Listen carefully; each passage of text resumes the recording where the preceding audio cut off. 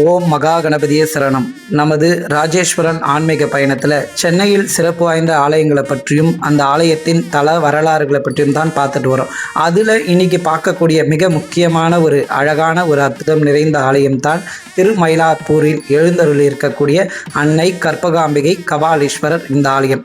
மற்ற ஒரு பகுதிக்கெல்லாம் ஒரு ஊருக்குன்னு சொன்னால் ஒரு ஆலயம் 2 ஆலயம் சிறப்புகள்னு சொல்லலாம். ஆனால் இந்த திருமயிலாப்பூர் இந்த ஊரே ஒரு சிறப்பு மிக்க ஒரு புண்ணிய தேசம்னே சொல்லலாம், ஒரு புண்ணியமான ஒரு பகுதின்னே சொல்லலாம். இந்த இடத்துல வாழ்றது அத்தனை சிறப்புகள், அத்தனை வரலாறு மிகுந்த யுகங்கள் தாண்டி அற்புதம் நிறைந்த ஒரு சிறப்பு மிக்க ஆலயங்கள் இங்கே எத்தனையோ இருக்குது.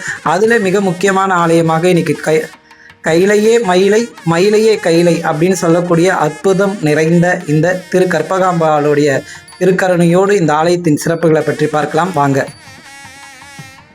அருள்மிகு கற்பகாம்பாள் உடனுரை கபாலீஸ்வரர் திரு ஆலயம். இந்த ஆலயத்தோடைய சிறப்புகள், இந்த ஆலயத்தினுடைய தல வரலாறுன்னு பார்க்கும்போது யுகங்கள் தாண்டிய ஒரு வரலாறாக போற்றக்கூடியது. ஆதி காலத்தில் திருக்கைலாயத்தில் சிவபெருமானும் பார்வதியும் இருக்காங்க. அந்த நேரத்தில் சிவபெருமாள் பஞ்சாட்சர மந்திரத்தினுடைய விளக்கத்தை பற்றி அன்னை பார்வதி தேவியிடம் உபதேசம் செய்து கொண்டிருக்கிறார். அம்பாள் சிவன் சொல்லக்கூடிய விஷயத்தை கேட்காம அங்கு விளையாடி கொண்டிருக்கக்கூடிய ஒரு மயில் மீது அம்மாவோட கவனம் செல்லுது. இதை பார்த்து சிவபெருமாள் என்ன பண்ணுறாருன்னா மிகுந்த கோபம் அடைகிறார். நம்ம சொல்லித்தரோம், அதை கேட்காம இவங்க கவனம் வேற எங்கேயோ போயிட்டு இருக்கு அப்படின்ற ஒரு எண்ணத்தினாலேயே பார்வதி அன்னைக்கு ஒரு சாபம் கொடுக்குறாரு. நீயும் ஒரு மயிலாக பிறக்க வேண்டும் அப்படின்னு சாபம் கொடுத்துட்றாரு. உடனே பார்வதி தாயார் என்ன சொல்றாங்கன்னா, சிவபெருமாளையே நான் செய்தது தவறுதான், என்னை மன்னித்தருள வேண்டும், இந்த சாபத்துக்கு எனக்கு பிராய்ச்சம் வேண்டும் அப்படின்னு கேட்கும்பொழுது சிவபெருமாள் சொல்றார், நீ பூமியில அவதரித்து மயிலாக நீ அங்கு என்னை சிவபூஜை செய்து வழிபாடு செய்யும் பொழுது நான் உனக்கு மீண்டும் காட்சியளித்து திருக்கைலாயத்துக்கு அழைத்து வருவேன் அப்படின்னு சொல்றார். அதனாலேயே இந்த ஊருக்கு திருமயிலாப்பூர், அன்னை மயிலாக இந்த இடத்துல சிவபூஜை செய்ததுனாலேயே அற்புதமான இந்த ஊருக்கும் அதே பேர் திருமயிலாப்பூர்னு. மிக அற்புதமான இந்த ஆலயத்தினுடைய சிறப்புகள் அப்படின்னு பார்க்கும் பொழுது அம்பாள் பூமிக்கு வராங்க. இந்த பகுதி ஆதி காலத்தில் எல்லா நகரங்களும் எப்படி சொல்கிறது காடுகளாக இருந்த ஒரு பகுதி தான். அதுபோல் இந்த இடத்துல காடாக இருந்த இந்த பகுதியில் புன்னை மரம் அப்படின்ற அந்த புன்னை மரத்துக்கு அடியில் சிவலிங்க பிரதிஷ்டை செய்து அம்பாள் மயில் ரூபத்தோடு சிவபூஜை செய்கிறாங்க. அந்த பூஜையில் மனமகிழ்ந்த சிவபெருமாள் அன்னைக்கு காட்சி தந்து அந்த சாபத்திலிருந்து விமோச்சனம் தந்து தாயாரை திருமணம் செய்து கைலைக்கு அழைச்சி செய்கிறாங்க. கைலையிலிருந்து மயிலையில் குடிகொள்கிறாங்க. திரும்பி மயிலையிலிருந்து கைலைக்கு செல்கிறாங்க. அதனாலேயே இந்த ஆலயத்துக்கு கைலாயத்துக்கு எல்லாராலையும் செல்ல முடியாது. கைலாயம் என்றது இமயமலையம்னு சொல்லுவாங்க. ஒரு சில கைலாயம்ன்றது ஒரு சொர்க்கம் வைகுண்டம் அப்படின்னு சொல்லக்கூடிய ஒரு பகுதியாகவும் சொல்லக்கூடியது. அதனால இந்த மயிலாப்பூருக்கு நம்ம இறைவனையும் அன்னை பராசக்தி கற்பகாம்பாளையும் தரிசனம் செய்யும்போது கைலைக்கு சென்று சிவன் பார்வதியை தரிசனம் செய்தால் என்ன ஒரு புண்ணியமோ அதே புண்ணியம் இங்கு இருக்கக்கூடிய இறைவனையும் நாம் வணங்கும் பொழுது கிடைக்குது. மற்ற ஆலயங்களை விட இந்த ஆலயத்துக்கு ஒரு சிறப்பு அப்படின்னு பார்க்கும்போது மற்ற ஆலயத்தெல்லாம் போனால் நம்ம என்ன செய்வோம், முதல்ல கொடிமரத்தை வணங்குவோம், அதன் பிறகு பலிபீடம் நந்தியம் பெருமானை வணங்கிட்டு ஆலயத்தை ஒரு சுற்றிட்டு அதுக்கப்புறம் சிவபெருமானை தரிசனம் செய்வோம், அன்னையை தரிசனம் செய்வோம். இதான் எல்லா சிவாலயத்திலும் இருக்கக்கூடிய வழக்கம். ஆனால் இந்த ஆலயத்தில் மட்டும் அப்படி கிடையாது.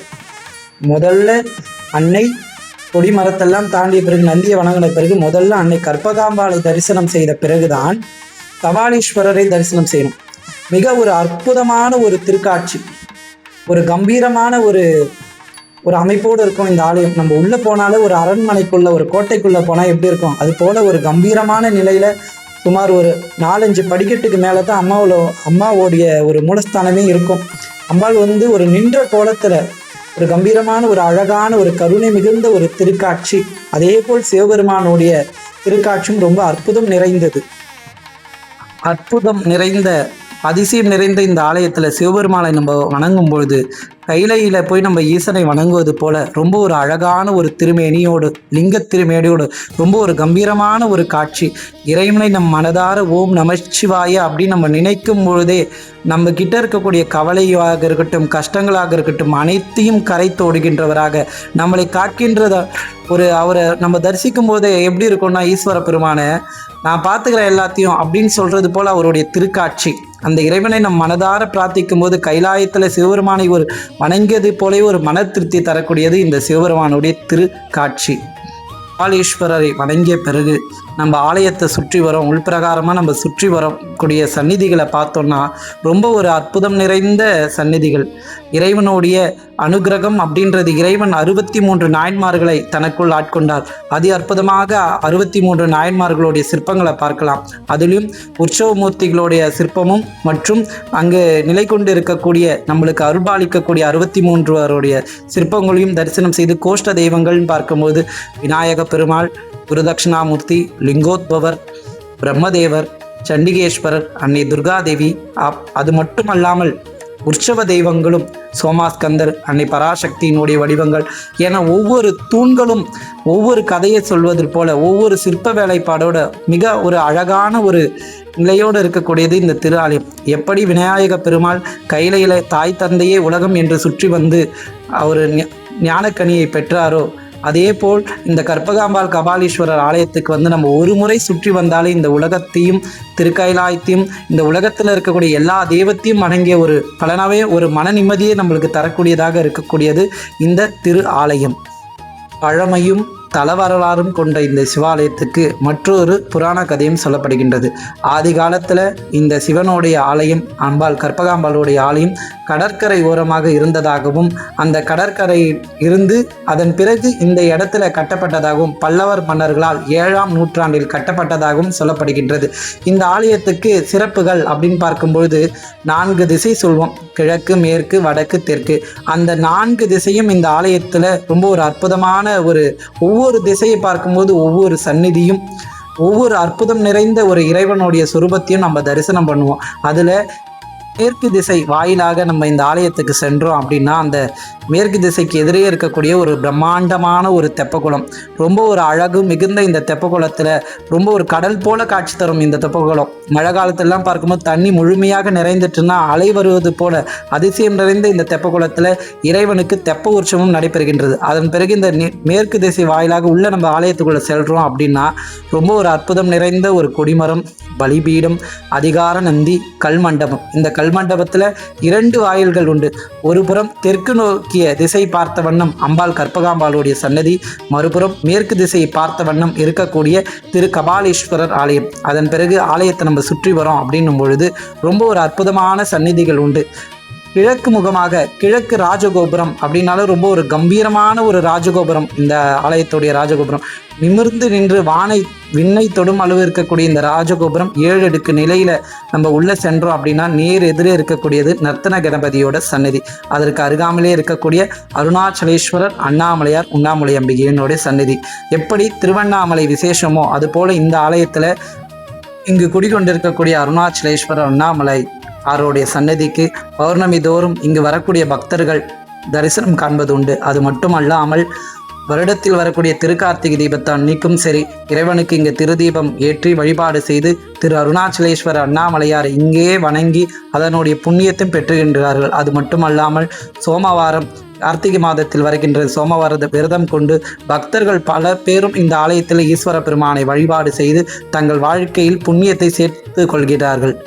ஆலயத்தை நம்ம சுற்றி வரக்கூடிய வழியில் பார்த்தோன்னா நந்தியை வணங்கிட்டு வரும்பொழுது திருஞான சம்பந்தர் பூம்பாவாய் சன்னதி, அதன் பிறகாக இருக்கக்கூடிய விநாயக பெருமானுடைய சன்னதி, அதற்கு அடுத்தபடியாக இருக்கக்கூடிய கோசாலை, அங்கு தலவிருட்சமாக இருக்கக்கூடிய புன்னை மரம், அதற்கு அடுத்தபடியாக இருக்கக்கூடிய சொக்கநாதர் மீனாட்சி அம்பிகை திருசன்னதி, அதற்கு அருகாமையிலே இருக்கக்கூடிய சனீஸ்வர பகவானுடைய சன்னதி, அதற்கு சற்று கொஞ்சம் முன்னதாகவே இருக்கக்கூடிய நவகிரகத்தோடைய சன்னதி.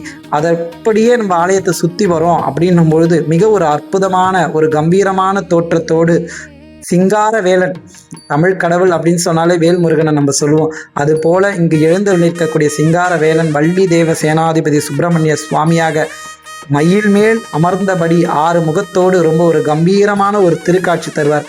அந்த சிங்கார வேலனுக்கு நேர் எதிர பார்த்தா அருணகிரிநாதருடைய சன்னதி. அதி அற்புதமான இந்த தல வரலாறு கொண்டிருக்கக்கூடிய இந்த சிவாலயத்தில் 1 அல்ல 2 அல்ல பல்வேறு சிறப்புகள் உண்டு. அதில் அருணகிரிநாதர் 10 பாடல்கள் இங்கு இருக்கக்கூடிய சிங்காரன் வேலன் மேல் பாடல் பாட்டு இருக்காரு.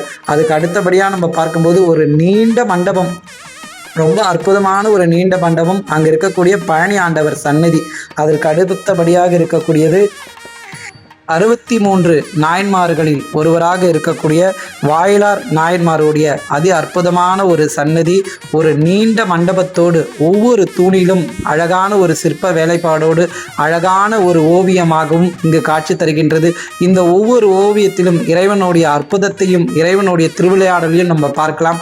அதேபோல் 2 யானையோடு ஒரு கல்மண்டபம் காட்சி தருகின்றது. விசேஷ நாட்களில் கற்பகாம்பாலும் கபாலீஸ்வரரும் எழுந்தருளி காட்சி தருகின்ற இந்த மண்டபத்தோடு அந்த மண்டபத்தில் இருந்து நம்ம பார்க்கும் பொழுது மிக அற்புதமான ஒரு ராஜகோபுரமும் அழகான விமானங்களும் இறைவனுடைய மூலஸ்தானத்தில் குடிகொண்டிருக்கக்கூடிய கற்பகாம்பாள் கபாலீஸ்வரருடைய கோபுரங்களும் மற்ற தெய்வங்களுடைய கோபுரத்தையும் பார்க்கும்போது மிக அற்புதமான ஒரு தாமரை பூ போல கண்ணுக்கு ஒரு விருந்தாக, கண்ணுக்கு ஒரு அரும் காட்சியாக இருக்கக்கூடியது.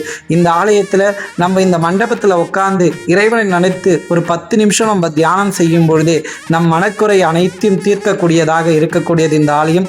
இந்த ஆலயத்தினுடைய அதிசயம் அற்புதங்கள் ஒன்றல்ல இரண்டல்ல. அது மட்டுமல்லாமல் இங்கு மிக ஒரு அற்புதம் ஒரு அதிசயம் நடந்தது.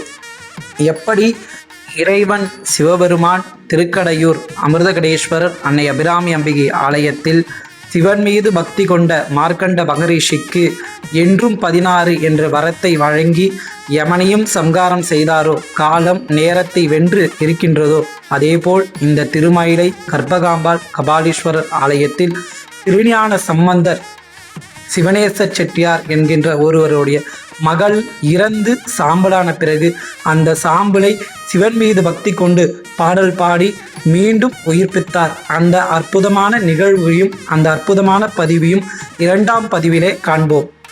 மறக்காம நம்மளுடைய சேனலுக்கு லைக் பண்ணுங்க, ஷேர் பண்ணுங்க. இது போன்ற நல்ல பதிவுகளை உங்களுடைய நண்பருக்கும் உற்றார் உறவினருக்கும் தெரிவிங்க. உங்களிடம் இருந்து விடை பெறுவது உங்கள் பிரதீப் ராஜேஸ்வரன். நன்றி, வணக்கம்.